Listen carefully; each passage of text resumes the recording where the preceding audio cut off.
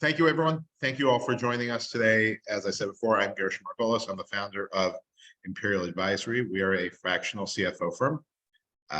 We pick up where accounting leaves off, and we work for CEOs and sometimes CFOs, sometimes COOs, to help them make better, more informed business decisions.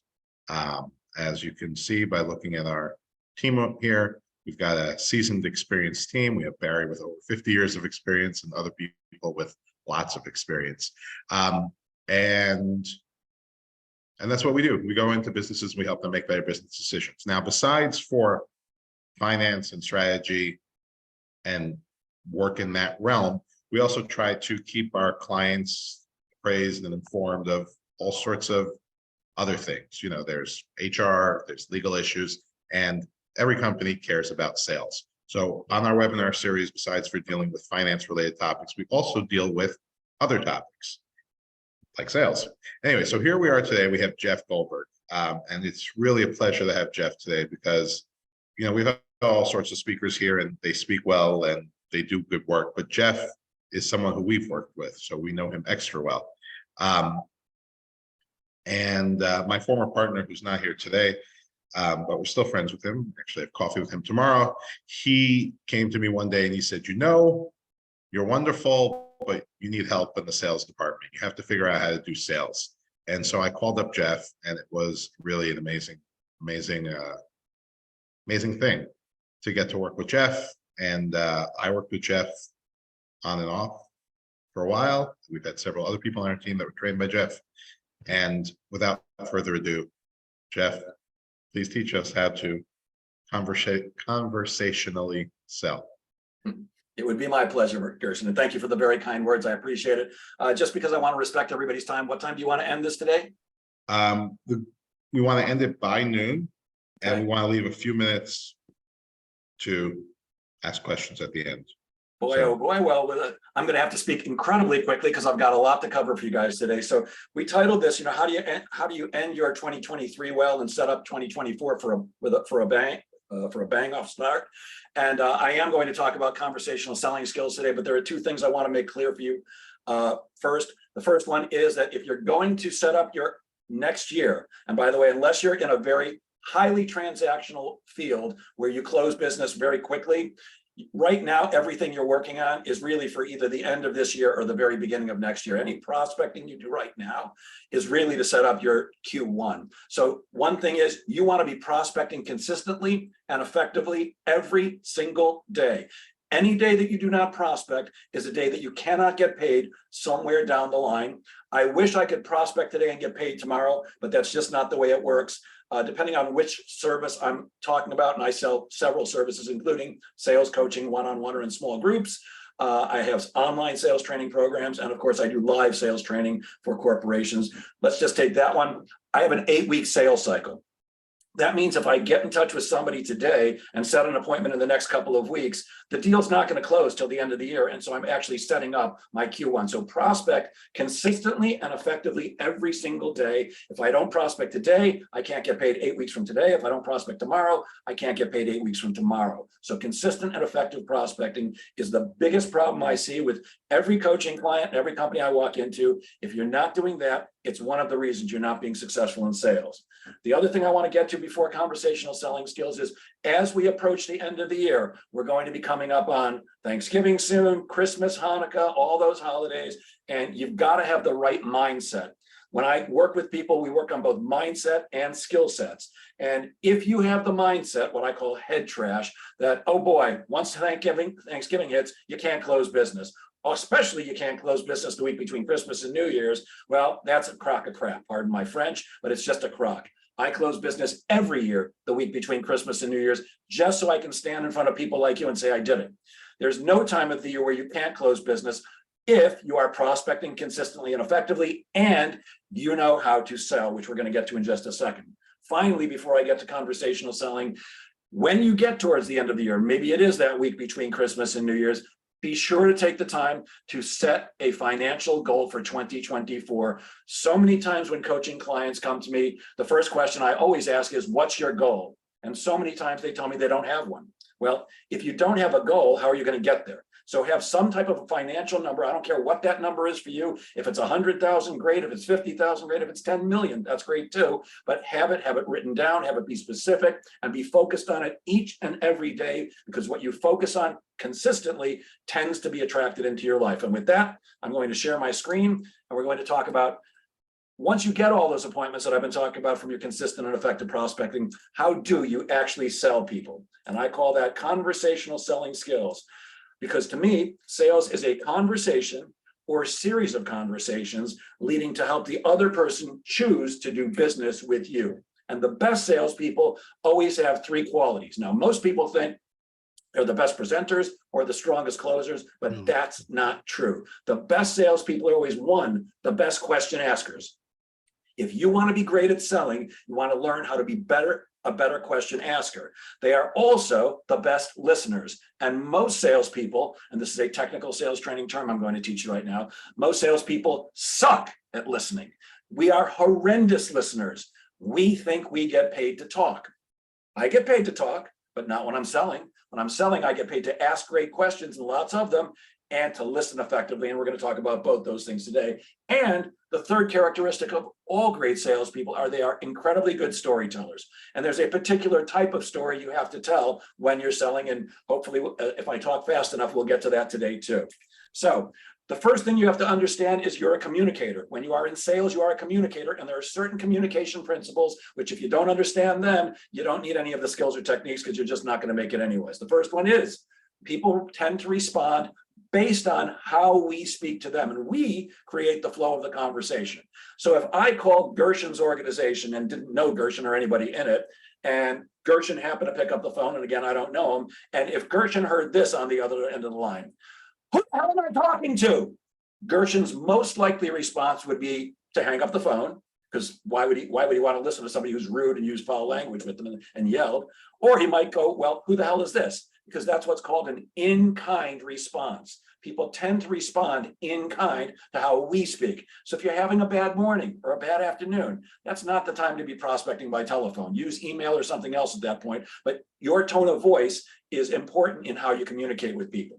Secondly, whoever is asking the questions is controlling the conversation. And as salespeople, we need to control the conversation. I'm fine with my prospects asking me lots and lots of questions. In fact, that's a really good buying sign, because I have good answers for almost every question they come up with. But who's ever asking the questions is controlling the conversation, and it needs to be us, because if our prospect leads the conversation, they may take us to Dallas. Dallas is a lovely city. I've worked there many times, but it's not a lovely city if what I'm trying to do is get to San Diego.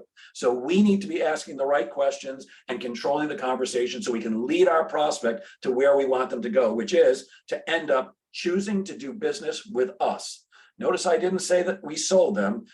Our prospects end up choosing to do business with us based on the conversation that we have with them. Third, you can almost always anticipate what the other person's going to say. In fact, if you've been in sales for more than a couple of weeks, you've heard every objection that you're ever going to hear. And in most organizations that I've worked with, and I've worked with companies that you know of, like Cisco Systems and Siemens and Aramark and State Farm and Citibank, all over the world. They fly me around to train their salespeople how to sell and prospect, and train their managers how to manage salespeople. Well, you've heard almost every objection you're going to hear, and I've never worked with a single organization that heard more than 5 objections. But that's the good news. The good news is, if there's only a handful of objections that you're going to get every time, you should be prepared to handle them with the appropriate rebuttal. And finally, as a communicator, you need to understand that as a human race, we communicate through stories. If anybody on this call is married or has children, does your spouse or your kids ever get to the bottom line? No, neither do mine. Well, my ex-wife never does, and my kids don't either, and neither do I, because as a human race, we communicate through stories. So that means we, as salespeople, have to be good storytellers. Now, this is what the typical sales process looks like. Before I opened up my own consultancy 18 years ago, I worked for a very large, well-known sales training company, and this was the exact process we taught. This is what most sales trainers teach. It's a 4-step process where you have to open the conversation, where you start to build rapport with people. You ask a lot of questions to gather information. You make a presentation based on what you've learned, and then you try to close. This is what it looks like in time relation to when the average or typical salesperson does this process. They spend a little time on the open, not very much. They spend less time gathering information, and usually they're just a few memorized questions that their boss taught them to ask every single time, just so they can check off the boxes. You know, they go on a sales call, they come back, the boss says, "Did you ask those questions I told you to ask?" And the salesperson goes, "Yep, sure did, boss." They didn't get the information they needed, but they asked those questions. So you see, they spend very little time on that. They spend most of their time in the presentation phase, and then they have to close hard, because if you're spending most of your time presenting, the challenge there is you don't know why your prospect will buy from you because you didn't ask the right questions. In fact, the stars that you just saw up here on your screen represent every feature, every benefit, everything that you could possibly tell someone about your product or your service. But if you notice, towards the top right, there's one star that's a slightly different color than the rest. That one star represents what's important or what makes sense to your prospect. And you need to know this: people buy because it makes sense to buy. In fact, we do everything we do because it makes sense to do those things. I'm doing a webinar for Gershon right now because it made sense to me to do it. He's a good guy. He's been a good client. I like him a lot. And he asked me to do it for him. So I'm happy to do that. I'm not wearing a suit and tie. I don't do that anymore. COVID changed that for me. It doesn't make sense. If I've got to impress you with my clothes, I'm probably not as good as I think I am as what I do. And I am. So I don't wear suits and ties anymore. We do everything we do because it makes sense, including buy stuff. But the reason we tell our prospects all these different stars, every feature, every benefit of what we do, is because we didn't ask the right questions. We don't know what's important to them. So we want to tell them everything about everything. And that's called a product dump, or throwing up on the customer's shoes. Now, I'm not saying this process doesn't work. It does, because this is what most salespeople do. I'm just going to show you a better way in a moment. And what I'm looking for is, how do we get to that 1 or 2 or 3 stars, the things that are important to our prospect? In other words, the things that make sense to them when they buy. But if we don't know those things, then we have to be a strong closer. We have to know how to push people into buying. And I'm here to tell you that in 48 years of selling, certainly some things have changed. But one thing that doesn't is, it has changed, is you can't be a pushy salesperson anymore. I sold Encyclopedia Britannica door to door 45 years ago. That was a $2,000 set of books almost 5 decades ago, where the people who were buying them could send their kids to the library to use the books for free. But I was selling $2,000 sets of books. We knew how to hard close. It just doesn't work anymore. So what you want to do is you want to be a conversational seller. And this is what the conversational sales process looks like. 4 of the steps are still the same. You're still going to open, and I'm going to share how to do that. In fact, I'm going to go over all these things. You're still going to ask lots of great questions to gather information. We're going to throw in the confirmation step, which is an extra step that almost nobody does. By the way, it's the quickest and easiest step. We're going to present using the 4 elements of all great presentations. I'm going to very, very briefly today share some tips on negotiating, and I will share with you how to close the deal. So, how do we open up a conversation with somebody that we possibly have never met before, maybe spoke to them once or twice on the phone, whether we're meeting with them in person, on Zoom, over the phone, or any other way? Well, we have to understand that unless they have no other choice, people still do business with people that they both like and trust. And of the two, the trust is more important. And people buy 2 things when they're doing business with you. They're buying the relationship that you establish with them, and they're buying the value that you bring to the table. So if we just walk in and thank people for their time and say, I'm just going to get right down to business because I know you're busy, and we start telling them why we're the greatest company in the world, which typically sounds like this, by the way. Thank you so much for your time today. I'm Jeff Goldberg. Let me tell you why Jeff Goldberg and Associates is the greatest sales training and coaching firm in the world, and why you should be doing business with us. Well, that's the typical salesperson, and we don't want to be that person, because most people do not have a good impression of the typical salesperson. So we want to take the time to actually establish rapport with people. And the way we establish rapport with people is by getting them to talk about their favorite subject. It's not about you sharing your brilliance, it's letting them be the star. Everybody has the same favorite subject, which is lucky for us, because if we want them to talk about their favorite subject, all we've got to do is get them to talk about their favorite subject, which is them. Even people who say, I don't like to talk about myself, like to talk about themselves if you just ask the right questions and listen actively to the answers.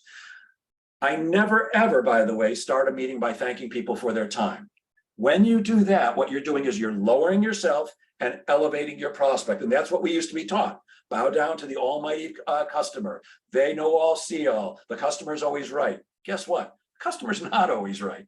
Sometimes they're very wrong. They're always the customer, though, which means they've got the money and they can either give it to you or not. But when you start out by saying, thank you so much for your time today, you're elevating them. And why would somebody trust you? Why would somebody trust Gershon or one of his CFOs if they didn't respect them? So you never want to start out by thanking people for their time. If you're going to say anything like that, the phrase I would use is, hey, Barry, I'm really glad we could invest some time together today. It's a much smarter word choice, and word choices are crucial when you're selling. One word can be the difference between closing a deal and not. When I say, hey, Barry, I'm really glad we could invest some time together today, what happens in Barry's mind, because sales is mostly psychology, is he hears that word invest, and we automatically connect the word invest with an ROI, a return on that investment. So it's a much smarter way to start a meeting. Now, what I'm going to say, it says Doug here, but let's say I was actually trying to sell Barry. I would start out with, hey, Barry, I'm just curious, before we get started, how'd you get to be, and then I would fill in the blank with whatever his title is. Now, when I sell, I typically sell to CEOs, company presidents, and VPs of sales. So if Barry Sherrick was the VP of sales at Gershon's company with about 100 salespeople, which, by the way, if you're already liking me and thinking, wow, who can I refer to, Jeff? More salespeople is a better lead for me than less salespeople. But I start out with, hey, Barry, I'm just curious, before we get started, how'd you get to be the VP of sales here at Imperial Advisory?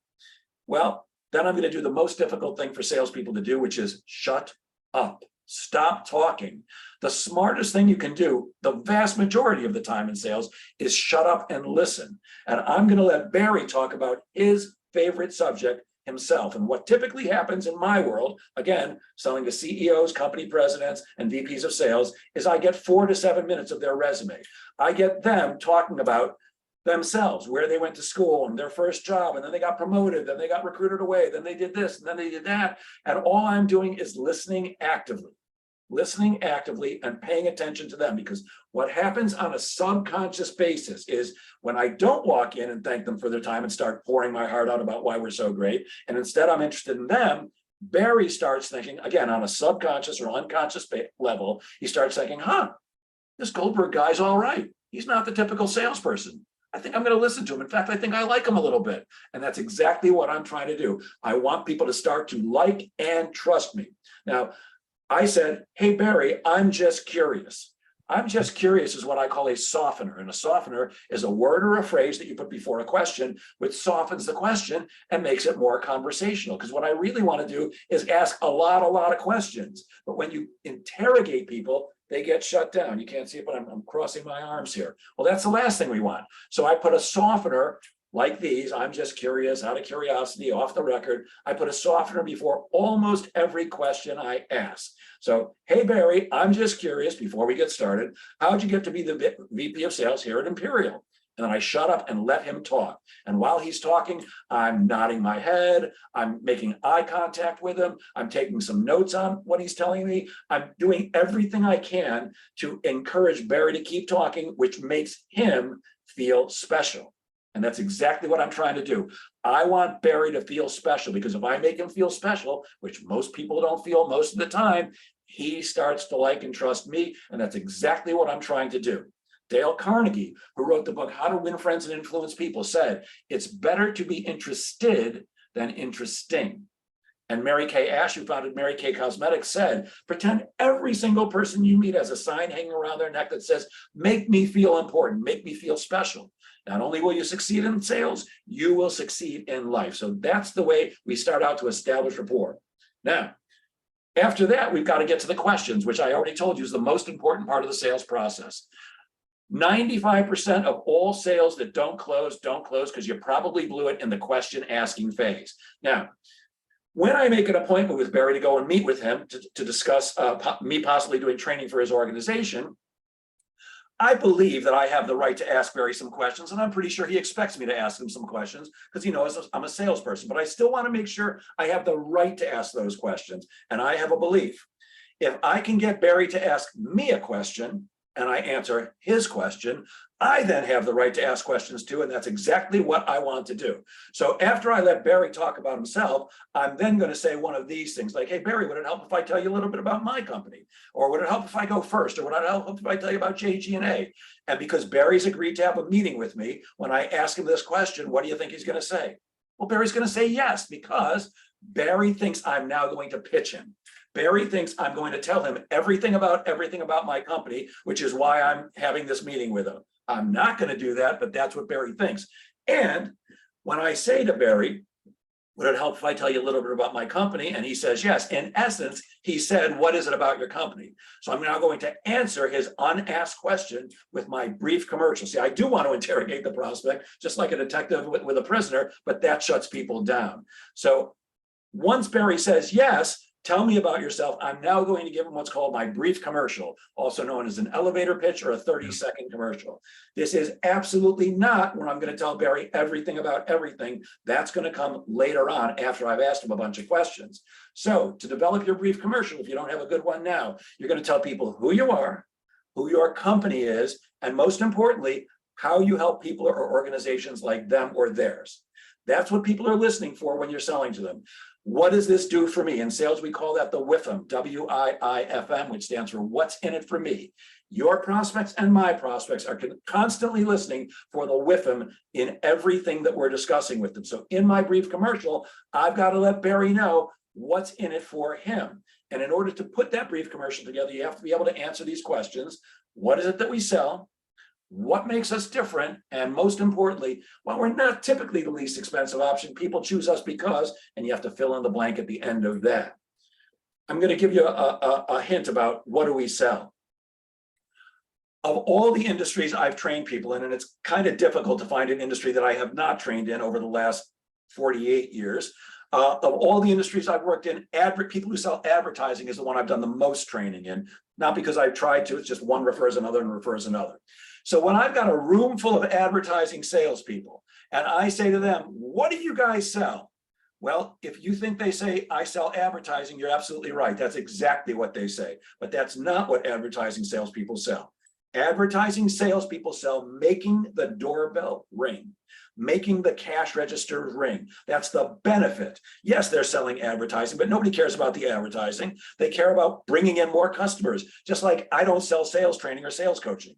I sell increased sales. So what you really have to get to the bottom of is, what do I really bring to the table when you're putting together your brief commercial? See, it's not about what the thing that you sell, what it is, it's about what it does. People buy what things do.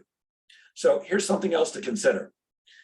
Most salespeople believe that their prospect is looking for the very cheapest price. Most prospects think that they're looking for the very cheapest price. But I'm here to tell you, in almost no circumstances are people really looking for the cheapest price. They think they are, but they're usually not. And don't get me wrong, I live in the real world. I understand that there are some people who will cut you off at the knees for a penny, but that's not most. And here's the way I can prove that to you. I'm betting that none of you, I don't know how many people are actually watching right now, but maybe there's one or two at the most out of however many people are here with us today. I doubt that any of you are driving a 1980 Honda Accord. Now, here's the thing. You can pick up a 1980 Honda Accord for about $500. They run forever. They're very comfortable cars. They're not sexy, but they're great cars. They last forever. And $500, that's a pretty damn good price for a car. But I think we all know people, and maybe we're some of them, that drive $95,000 Mercedes. And when I'm doing live training for salespeople, I always ask the question, who's driving a really nice car? And salespeople often have big egos. They can't wait to raise their hand and tell me, oh, I'm driving a Mercedes SL 500 or whatever their fancy schmancy car is. And my question is always, why did you spend $95,000 for a car instead of $500 for a car? Because my $500 Honda Accord takes me the exact same place as your Mercedes will, and probably just as fast. I live on Long Island. You rarely get to go 140 miles an hour on the Long Island Expressway. So why would people spend $95,000 more than they need to? Excuse me. Well, it's because the Mercedes owner sees $90,000 more value over the cheap used Honda. And that's what our job is. How do we get people to see the value in what we bring to the table so that price is either unimportant or way less important? I can guarantee you this. I don't work cheap. I have two main competitors here on Long Island, both who I highly respect, both of who are friends of mine. I'm more expensive than both of them. I've gone up against both of them to try to sell to a prospect. I've gone against each of them singly to try to sell to a prospect. I've never lost a deal to either one, even though I'm more expensive. Why? People see more value in doing business with me. And by the way, I'm not going to name them, but they're both wonderful people who I adore, and they do a great job. But most people who when I've gone up against them, they see more value in investing a little more money to get what they think they're looking for. This is my actual brief commercial. You're welcome to take a picture of it. And by the way, if anybody wants this deck, I'm happy to send it to you. I can send it to Gershon and he can distribute it. Just one point, if you do want this deck and Gershon sends it to you, you're welcome to use it internally in your company for yourself and anybody who works with you. Please do not post it on the internet. This is how I make a living. So my brief commercial is, at Jeff Goldberg & Associates, we're a sales training and coaching firm. We help organizations just like yours get measurable and sustainable sales increases. Notice two benefits there. Sales training and coaching, those are features. Achieving measurable and sustainable sales improvements, those are two benefits, and that's what people buy, benefits. We work with your sales reps and their managers to help them get more appointments with decision makers, shorten their sales cycle, and close more business more profitably. Why would I say those things? Because I've given a lot of thought to what keeps my customers up at night, and that's what keeps them up at night. So I'm telling them right in my brief commercial, I'm going to help you sleep better. Blah, blah, blah, blah, blah. I'll let you guys read that for yourselves. And again, if you want a copy of this deck, you're happy to have it. But you've got to be prepared to give your brief commercial, because that answers the unasked question, who are you and what can you do for me? Thereby giving you the right to gain as much information as you need to. Remember, everybody's listening for the what's in it for me. So if if questions are the most important part of the sales process, and they are, the question I always get is, well, Jeff, what questions should I be asking? Well, I'm going to tell you. The questions you ask should uncover for you what makes sense to your prospect. We agreed a few minutes ago, at least I said a few minutes ago, that people do everything they do because it makes sense, including buy stuff. So what we have to uncover when we're asking questions is, regarding what I have to offer you, what makes sense to you? In my world, regarding training your salespeople or coaching your salespeople, what makes sense to you? So I'm going to ask them a bunch of questions about what makes sense to them regarding what I have to sell them. Now, the thing I want to be is like a journalist. If you ever took a journalism course, journalists ask, excuse me, the who, what, when, where, how, and why. And those are the questions we're going to ask. We're going to say them slightly differently, but that's what we want to find out. Regarding training your salespeople, who do you do it with? Where do you do it? When do you do it? How often do you do it? Why do you do it that way? And of course, I'm always looking to find out, what is my prospect trying to accomplish? That's one of the most important things I can possibly ask my prospect. What is it that they're really trying to do in working with me? So if Barry, I know it says Robert here, but again, if Barry is the VP of sales, I need to find out what makes sense to Barry regarding training his salespeople. And the good news is that what makes sense to Barry regarding training his salespeople is however he trains them now, or however he's trained them in the past. So I'm going to ask questions like these in my world. Hey, Barry, I'm just curious, there's my softener. When a brand new salesperson joins your team, first day, what kind of sales training program do you have in place to get them up to speed?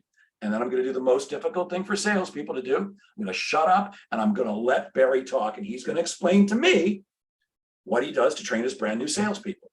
Now, I don't care what he says. I mean, I need to know what he says, but I don't care what his answer is. He might say, well, Jeff, we don't do anything. That's why we're talking to you, which means up until now, it's made sense to Barry to not train his salespeople at all. Or he may say, we use a competitor of yours. We have him read a book. We sent him to a seminar. We have him watch YouTube videos. I don't care what he says. I just need to know what makes sense to Barry about training his salespeople to get them up to speed. And then once he tells me about that, then I'm going to ask, well, hey, Barry, I've got another question for you. I'm curious. Once they've been there for a while, maybe 3, 4, 5 months, how do you take them to the next level? Then I'm going to shut up and let Barry explain how he takes his not brand new salespeople, but still fairly new salespeople to the next level. And then I have 75 more questions behind those two, all designed to tell me one thing: how does Barry train his salespeople? What makes sense to him about training his salespeople? The reason I need to know that is because when it comes time for me to present and tell Barry what I can do for him, I'm going to show him a better way. I'm going to say, well, here's what you're doing now, and here's how Jeff Goldberg and Associates can help you do it better, because a better way makes better sense. And if people buy because it makes sense, when you show them a better way, it should make sense to them and they should become your customer. Does this mean everybody becomes my customer? Absolutely not. But way more people become my customer than if I just walked in and said, hey, Barry, let me tell you why my company is the hottest thing on the planet and why you should be using us.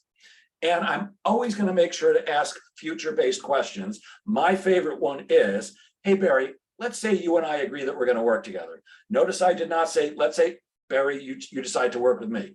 Let's say we decide to work together. We're in partnership here. Let's say 6 months from now, after I've been starting to work with the team, we're sitting here in your office. What would have to have happened in the last 6 months for you to say, wow, Jeff, I am so glad we decided that we're going to work together? When Barry gives me the answer to that question, he's telling me exactly what he's looking for. If he says, well, I'm looking for sales to go up and profitability to go up, and I want them to get more appointments, and I want to have a shorter sales cycle, all I have to do is tell him, oh, that's exactly what I'm going to do for you, assuming that that is what I can do for them. And by the way, that is what I do for people. So when you ask a future-based question, your prospect's actually telling you, here's how you can sell me. Just tell me you can do this stuff for me and I'm yours. Asking the right questions and listening actively to the answers is 100% the key to selling effectively. Just checking the time real quick. Here's some quick things about being a better interviewer. Great interviewers have credibility. They send the right nonverbal messages. If you're leaning backwards, if your arms are crossed, you're not sending a good nonverbal message. If you haven't studied body language as a salesperson, I urge you to do it, because the body will give you away every single time. When your prospect leans slightly forward, they're telling you they're interested. When their arms are crossed, they're shut down. So you want to make sure that you're not looking like you're shut down. Your arms shouldn't be crossed. You should be leaning slightly forward and be genuinely interested in them. Remember, it's better to be interested than interesting. Always start with easy questions first. Like my first question is not the one I just showed you. My first question is always, hey, Barry, I'm just curious, how many salespeople do you have? Because a VP of sales like Barry knows exactly how many salespeople he has. And when I ask him that question first, he gets the answer right. And when you get the answers right, you feel good about answering questions. And I want Barry to feel great about answering my questions, because I've got a ton of them, which means I'm going to come in with a plan. I'm going to start with this question, then I'm going to go to this other question. Amateurs wing it, professionals plan. I know what questions I'm going to ask before I walk into anybody's office. Do I sometimes switch things around based on what they're saying to me? Absolutely. But I have a very clear idea of what I'm going to do before I ever get on a call or a Zoom meeting or walk into Barry's office. If you don't understand the answer that somebody gave you after you asked them a question, ask for clarification. If they ask you questions, you don't have to act instantly. The smartest people I know are also very thoughtful. So there's nothing wrong when somebody asks you a question for taking a beat, thinking about it, and then giving the answer. For those of you who may not be aware, there are two types of questions we ask in sales: open-ended and closed-ended. Open-ended questions can not be answered with yes or no, and we use those to gather more information. Closed-ended questions can only be answered with yes or no. And certainly when we're trying to close a deal, we're going to ask a closed-ended question. And remember, you want to keep all your questions conversational by using softeners. All right, 1142. Listening skills. So when you listen, you learn how to sell people. If you ask the right questions and listen actively to the answers, your prospect will tell you everything you need to know in order to help them choose to become your customer. It shows them you care about them. It shows them you're interested in them. And all that is designed to help you learn what you need to know and increase the level of rapport that you have with them. So there's two types of listening: active listening and passive listening. Passive listening is what most of us do most of the time, almost every day. And a great example of that is you're looking at a picture of my three gorgeous children. This is a very old picture. The one on the right is now 22 and the twins are 21. But when I got divorced, they were 4 and 3. And up until that point, I had never once spent all day with all three of them all by myself. So when I moved out and they came to visit me every other weekend, I had to learn how to take care of 3 kids all by myself, which I had never done before. And I now had 2 households to support, which meant while they were here visiting me, I still had to get some work done. So often I'd be right here in my office typing, and one of them would come in from watching TV or coloring or whatever they were doing and say, "Daddy, Daddy, Daddy," and they'd have a question for me. And I'd keep typing and listen with half an ear. That doesn't work for kids. It doesn't work for spouses, and it certainly doesn't work for selling. If you're going to listen, you want to be listening actively. Passive listening is listening like you don't care about the answer and you don't care about the question they've asked you either. Active listening is very different. I'm briefly going to describe the difference. Active listening, assuming that everybody here has been on an airplane more than once, we all know what happens when they close the doors on an airplane. They come out and teach you how to put on a seatbelt and where the emergency exits are. And don't worry, in case the cabin fills up with smoke, the lights are going to light up on the floor, drop to the floor, follow the lights, it'll take you right to the emergency exit. And in case of a loss of cabin pressure, the thing's gonna, you've all heard this thing a million times, so have I. I don't know about you, I don't listen to that speech anymore. When I'm on a plane and they close the doors and they start teaching me how to put on a seatbelt, I'm typing as fast as I possibly can, because I know any minute now, one of the flight attendants is going to come by and tell me to put the thing away. In fact, when I'm actually doing two things. I'm typing really fast and I'm praying. It's not that I'm a religious person, because I'm actually not, but I'm praying that we get off the ground quickly, because they don't bring the drinks around until you get up to 35,000 feet. But imagine this. We're all flying from, I'm here on Long Island, we're flying from JFK to London. We're all together, we're going to a seminar or something, and there's my laptop, me typing really, really fast. So we're off to London, we're halfway over the Atlantic Ocean, and the pilot comes on with the pilot-y voice that they all have. And I'm not going to do the impression for you today because my throat's a little dry. But pilot says, if you look out the left side of the plane, you'll see the Atlantic Ocean. If you look out the right side of the plane, well, that's the Atlantic Ocean too. We're cruising at 35,000 feet. Our expected ETA in London is 7 p.m. But we're experiencing a little difficulty. Both wings just fell off. We'll now be plummeting into the ocean at 550 miles an hour. But before that happens, our flight attendants will now come out and review the safety procedures. Well, if they come out and review the safety procedures, in that case, will you be listening differently? Of course you will. That's active listening. Active listening is listening as if your life depends on it. When you're selling, your life does not depend on it, but your money does. Your livelihood depends on active listening, and active listening is intentional. It focuses on the other person and what they're saying to you. And if you are an active listener, you will be able to paraphrase back to them what they said to you. If you can't do that, you were not actively listening. 11:46. Here are some tips for being a better listener. Jeff, Yes, let's go until noon and then wind it down by noon, and then people can stay on. If you have a few minutes, anyone who has questions can stay on at that point. works for me. Active listeners are listening to tone of voice, because tone of voice is how we communicate. They fight distractions. They're focused. They're really concentrating and focusing on the conversation. They maintain eye contact. They're never arrogant, thinking I've already heard this before, so I know what they're going to say. And they never, ever interrupt. My rule is this: if the prospect starts talking and I'm talking, I stop talking. If they're talking, I never, ever interrupt, because first of all, it's rude. And second of all, I might be interrupting them from saying what I need to hear in order to help them choose to do business with me. So you want to make sure that you are an active listener. Once you have asked all your questions and gotten the answers, now it's time to confirm the answers to make sure that what you think you heard is what you actually heard. This is the easiest step, it's the quickest step, and it's one that almost no salespeople do. So you ask all your questions, you've got the answers, and then you're just going to say something like, well, Barry, if I heard you right, what I think you told me is, you have this many salespeople, they have this many problems, blah, blah, blah. And I'm going to end that with, is that about right? Or are we on the same page? Or was I listening well? The good news about this step is either way, you're going to be right. You're going to win. Either Barry's going to say, yes, Jeff, what you just told me is exactly what I said to you, which means I have good information on which to base my proposal. Or Barry might say, no, that was not what I said. What I said was, I call that getting righted or getting corrected. Barry, because it's human nature. If I say something, if Barry told me he had 20 salespeople, and I said, if I heard you right, I think you had 15 salespeople, Barry's going to go, no, I said 20. Now, why would Barry do that? Because it's human nature. If I'm wrong, Barry's right, and Barry loves to be right. Don't you, Barry? We all do. We all love to be right. Either way, you win when you do the confirmation step, because you get good information on which you can now base your presentation. And there are 4 elements to every good presentation. The first one is enthusiasm. If you don't sound excited about what you've got to offer your prospect, then why would they get excited? And people who don't get excited do not part with their money. Now, you may have noticed I speak rather fast. I know. I speak rather enthusiastically. I know that too. By the way, this is not an act. This is who I am. I'm a kind of a natural born cheerleader, which by the way, does not work for everybody. Just ask my ex-wife, but I'm a naturally enthusiastic person. However, if you are not a naturally enthusiastic person, there are a few ways to express enthusiasm if you don't speak like me. Raising the volume a little bit shows enthusiasm. Increasing the speed a little bit sounds enthusiastic. Or if you're a more calm person, like Gershon is not like me. Gershon and I are kind of opposite in that way. He's more calm and sedate. He can just walk in and go, I'm very excited about what we've put together for you. I'm really excited about this. That's enthusiasm too.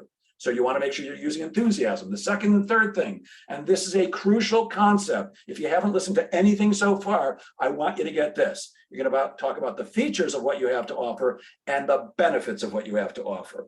Now, this is a concept. I've worked with salespeople that have been selling 30, 40 years. I worked with Barry, who's been selling 50 years. They often don't, Barry got it, but most salespeople don't understand the difference. So features are what something is or has, and benefits are what something does. People buy what things do. Salespeople tend to focus on the features, but people are buying benefits. So we want to make sure that when we're talking about what we have to offer someone, of course, we're going to talk about the features of what it is, but most importantly, what they're listening for is, what does that mean to me? What's in that for me? And a perfect example is my car. It's not my real car, but I have the same model. That's not my car, but mine looks kind of like that. When I got my car, I read the manual because that's the kind of nerd I am. I want to know how everything works. And I discovered that my car came with heated seats and a heated steering wheel. I didn't order it with that. I never had those things before. They weren't important to me, but I read the manual. I'm like, heated seats, heated steering wheel. Did I pay extra for that? Immediately called my car broker and said, hey, Bob, did I pay extra for heated seats and a heated steering wheel? Because my damn car has it. And I'm sure hoping I didn't pay for it because I didn't want them. And he said, calm down, Jeff. It was part of the package. It came with the package that you bought. So don't worry about it. I'm like, okay, just as long as I didn't pay it, I'm fine. Now, here's the thing. When I order my next car, I will make damn sure it comes with heated seats and a heated steering wheel. Why? Because I live in New York and it gets chilly here in the winter. But here's the thing. Do I really want heated seats and a heated steering wheel? Absolutely. Actually, I don't. What I do want is warm hands and a warm tuchus when I get in my car. I want warm hands and a warm rear end. I don't care how that happens. It just happens to happen through heated seats and a heated steering wheel. So heated seats and a heated steering wheel are the features. A warm tuchus and warm hands are the benefits. It's the same reason I have a remote start. I can stand in my living room, point at my driveway, boom. 10 minutes later, I get in, my hands are warm, my tuchus is warm, and my whole body's warm, and I'm happy. So we want to make sure that we're focusing on the benefits. We talk about the features, but we want to tie every feature to its corresponding benefit. And the easiest way to do that is when you mention a feature, you say, and here's what that means to you, or and here's what that does for you, or something like that. Everything that comes after that is going to be the benefit. And the final thing that we have to include in our presentation is a verbal reference story. A verbal reference story is a story about somebody else like you, who by doing business with me lived happily ever after. And the reason we need that is because of brain science. The way brain science works is when we're making a buying decision, the brain goes negative automatically. What if I do business with Jeff and my sales don't go up? What if I do business with Jeff and he harasses one of my employees? What if? This is how our brain works. By the way, this is not good or bad or right or wrong. It's just how our brain works. So when we tell a verbal reference story, which is a story about somebody else like you who did business with me and lived happily ever after, it helps the prospect get past that bad decision-making thinking. It always has to end up with, we lived happily ever after, by the way. So it starts with, well, your situation reminds me of another client of mine, XYZ company. They also had 20 salespeople. They couldn't sell to save their lives. They also couldn't get appointments to save their lives. So we did a 6-month program. After the first month, they were getting 22% more first appointments. By the end of 3 months, sales had increased 17%. And by the end of 6 months, sales were up 19% and profitability was up 25%. So at the end of that, the person who's thinking, what if I do business with Goldberg and it doesn't work out? Now they're starting to think, oh, it worked out for somebody like me. Maybe it'll work out for me too. And we have to remember the buyer, the prospect, has a brick wall built between us and them. And on our side, they hang a sign that says, I'm not buying anything. And if I do, it sure is not going to be today. So you want to make sure that you're a good storyteller. You always have stories to tell about somebody else like you, Mr. and Ms. Prospect, who by doing business with me lived happily ever after. Oh boy. Here's my number one rule on negotiating. Don't do it. I don't negotiate at all. My price is my price. If you want to pay me a penny less, I'm not your guy. But this is what typical negotiating looks like. It's, hey, can you do any better on the price? When you automatically say, yes, I can do better on the price, you're not negotiating, you're discounting. So I have two main rules for negotiating. This is usually a 30-minute conversation when I'm teaching selling skills, but we don't have the time for that today. First, don't negotiate against yourself by offering to discount. If you're going to discount at all, wait till somebody asks you and makes you do it. And the number one golden rule is, if you give something up, you get something back. You want a better price? Give me a longer engagement or something like that. That's the best. Since we don't have much time, I really can't go further on negotiating because I want to get to a couple of other things before we end. And this is probably one of the most important. This is what people call me about all the time. Jeff, how do I close the deal? I'm good at selling. I just can't close. Well, here's the thing. If you do everything else that I just shared with you, right, closing is the natural outcome of the sales process. Closing is a simple thing. It's asking a question. The goal of every sales process is to get to the end and have them say, yeah, sign me up. Except that's not the way the brain works. Remember, they're thinking, what if I do this and it goes wrong? So we have to say some words that invite people to buy. And this is the close I use. And this is the close I've taught tens of thousands of salespeople all over the world. Excuse me 1 second. I call it the, in my professional opinion, close, and it's simply the words you see right now. So I've shared my presentation to Barry, the VP of sales. I've told him pricing and everything and all the terms. And then I simply say, hey, Barry, in my professional opinion, that's the plan that makes sense to me and what I believe we should do to move forward. What do you think? Now, here's the thing. There's a bunch of psychology in that one little sentence. First of all, when I say to Barry, in my professional opinion, I just told him I'm a professional, which means you should listen to me like you listen to your doctor, your lawyer, your accountant, your dentist. That's the plan that makes sense to me. People buy because it makes sense. I'm coming right out and saying this makes sense. And what I believe we, not you, what I believe we should do to move forward. Everybody likes forward motion. And then I'm going to finish that with, what do you think? And then I'm going to stop talking and give Barry a moment to think about things and then hopefully say yes. Or say something like, yeah, makes sense. Let's move forward. I don't care how uncomfortable it gets. I don't care if the sweat's dripping down your armpits. Don't say a word after you ask a closing question. Wait for them to say something. If they say, no, it doesn't make sense to move forward, I like to do what I think, first of all, stay calm. Doesn't mean the deal's gone yet, but I like to do what I call the dog cocking its head trick. So I say stuff to my dog all day long just to get him to do this because it's so cute. So when somebody says, no, Jeff, it doesn't make sense, I'm going to go, really? I didn't expect you to say that. Why not? Because excuse me, I need to know the why not. The why not is what's between me and you doing business together. This is my real dog. And Duke says closing is the natural outcome of the sales process done right. And when somebody gives you the reason they can't do business with you, you can either help them work through that, or it's time to thank them for their time at this point, because now you're done. Let them know you're happy to be doing business with them anytime that they change their mind. Ask them for referrals, and then leave skid marks in their driveway getting out so you can get to the next person that might actually do business with you. I'm going to skip a few of these things. This one I can't skip because this is what I consider the most important thing that I teach salespeople, called the best next action step philosophy, and it's simple. Never leave a meeting or a phone call without setting up the next meeting or phone call right then and there.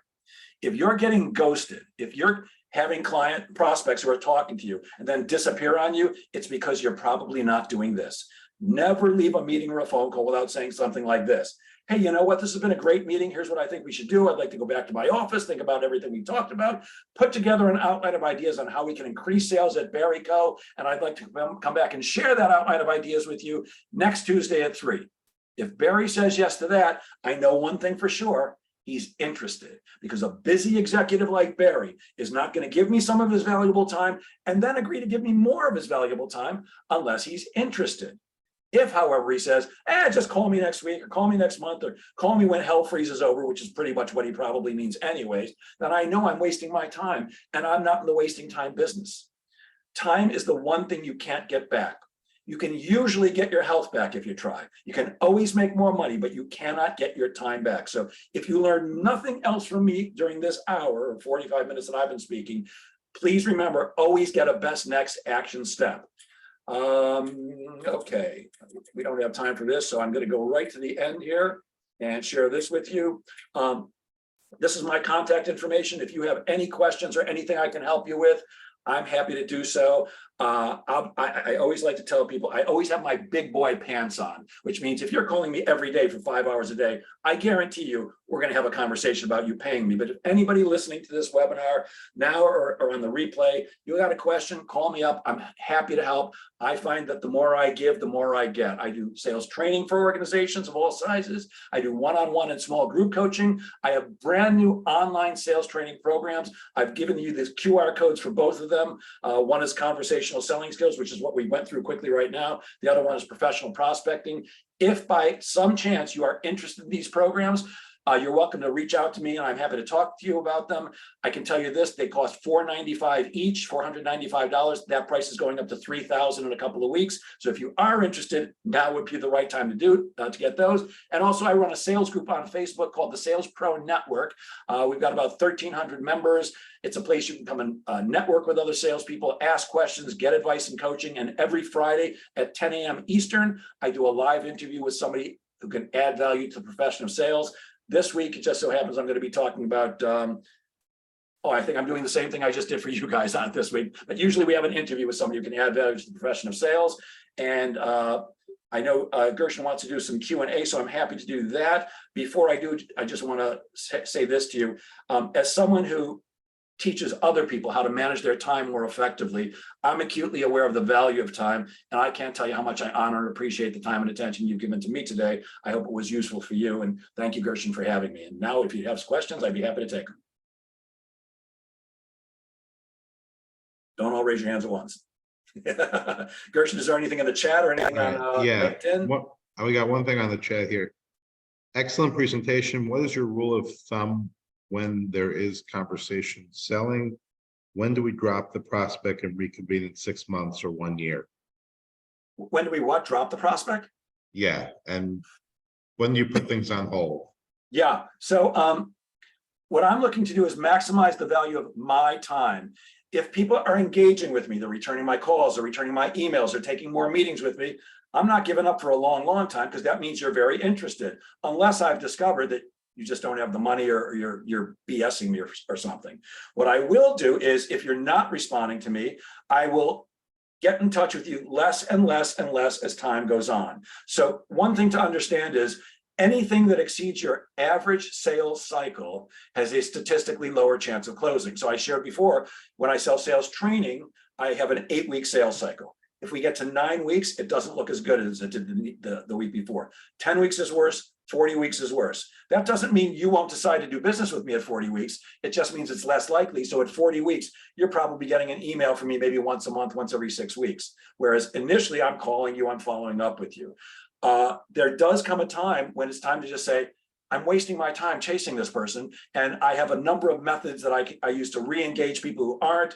And at some point it's useful to just say, hey, look, if you're not interested, just let me know. I don't want to bother you. Just let me know. Here's the key.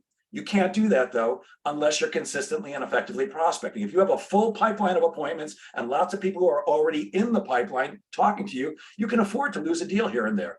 I'm constantly prospecting so that no one deal is ever important to me. It's not that I don't want to do business with people. It's not that their business is not important to me, but their business is not going to change my life. I mean, if you're going to do a $250,000 consulting engagement, that's a different story. But for a sales training day or a coaching client, I'm just not going to chase you. Only because I'm prospecting enough that I don't need to. I hope whoever asked that question, that was an answer that served you. Anything else, Gershon? No other questions posted right now. Mike's gone. Oh, I have a question. Sorry. One thing I've seen a lot is there's this idea of, tech people, and they built a little prototype that they want to present. How do you feel? How does that fit into the engagement with them situation, in a world of Zoom meetings, Google Meets, sharing screens, and tech demos? How would you say that fits in, given your vast knowledge and use? This is very fruitful also, by the way. I should say this is very useful, and I have to start doing some of this. So yeah. Gotcha. So I'm not sure I understand the question completely, but if you're talking about tech people who have to give demos, the thing that I find that most salespeople do not do when they're doing, well, here's what they do. let me show you why our product is great and how it's going to serve you, blah, blah, blah, blah, blah, blah, blah. And they show you your product and everything looks terrific. But what they're not doing is asking questions. In their demo, they should be using questions during the demonstration to find out where the customer is at, where the prospect is at, what's their level of interest, what do they actually need? Is this something that would serve them? And personally, I would not do a demo for anybody that I hadn't already asked those questions of. I don't waste my time. Look, one kid's out of college, and she's got a great job in Washington, D.C. at a consulting firm. She's an aerospace engineer, so one's off the payroll. Two will be off the payroll, hopefully, when they graduate in the spring. But I've still got things to take care of and money to make. I don't have time to waste with people who aren't going to engage with me. So if I'm going to give you a demo, for me, I don't do demos, but I write proposals.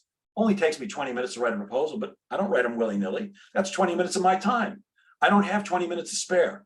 I need to honor every minute that I have. And I do that by making sure that I'm only working with interested prospects. So if you're going to do a demo, I'd ask a bunch of questions first to make sure it's worth your time to do the demo. And then I'd be interspersing questions during the demo to make sure that my prospect is interested. Make sense? Yeah, very good. And maybe another small question here is when you're dealing with people who are like very socially awkward, or they're not good communicators at all, they're really tech people, like staring at a screen, very are there some strategies you found for dealing with the introverted, sort of non-socialites kind of people? Yeah. So remember, I said up front that even people who say they don't like to talk about themselves like to talk about themselves if you ask the right questions and listen actively. Establish that rapport first. Get to know them first. Give them a little bit of, and I don't care what it is. Look, if all you've got is, how about those Mets, which nobody ever asked, or nice weather we're having, then use that. But you've got to establish some rapport first. They want you to get down to business. You want to get down to business. It's just not what works. So when you establish a little rapport up front, they tend to open up more. That's my experience, Mike. Yeah, thank you so much. Very good. My pleasure. Thanks. Anything else, Gershon? Right. Any other questions? Barry knows. He's saying, I don't need any questions. I know all this stuff. Well, you taught us well. Anyway, thank you all for joining us. If you need to reach Jeff, I think he put his number out there, or anyone can reach out to me. We can put you in touch. Thank you, Jeff. Thank you to all of our guests. Thank you to all the people who asked questions. If any of you need a CFO, a client that needs a fractional CFO, you know where to find us. And till we meet again.